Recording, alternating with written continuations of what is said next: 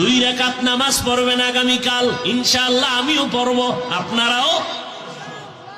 এশাবাদ দিয়া রাত্রে 2 রাকাত নামাজ তওবার নিয়ম কি? নামাজ অন্য সিস্টেমেই পড়বেন, শুধু সেজদার সময় নিয়মটা আলাদা। তওবার নিয়তে নামাজ পড়বেন, অন্তরকে আল্লাহর কাছে ছেড়ে দিয়া বলবেন, আল্লাহ আমি আপনার আদালতের আসামি হইয়া দাঁড়াইছি, তওবা করার নিয়তে নামাজে দাঁড়াইলাম। 2 রাকাত নামাজে কয়টা সেজদা হবে? 4টা সেজদা হবে।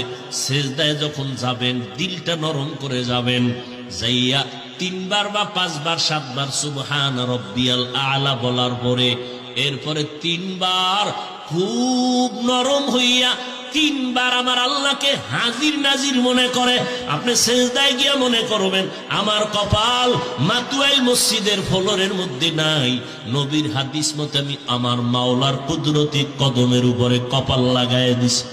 এইবার আল্লাহকে হাজির নাজির জানিয়া একা একা নির্জনে বলবেন 3 বার। কয়বার? তাসবিহ পড়ার পরে ইয়া রাব্বি গফিরলি, ইয়া রাব্বি গফিরলি, ইয়া রাব্বি গফিরলি, ও রব আমাকে মাফ করে দাও। খুব নরম হইয়া চোখে পানি আনার বাহানা করে আল্লাহর কাছে বলবেন সিজদায় বসিয়া, ইয়া রাব্বি গফিরলি, ইয়া রাব্বি গফিরলি, ইয়া রাব্বি গফিরলি। কয়বার? 3 বার। প্রত্যেক সেজদায় শেষে 3 বার করিয়া এভাবে 2 রাকাত নামাজ পড়বেন।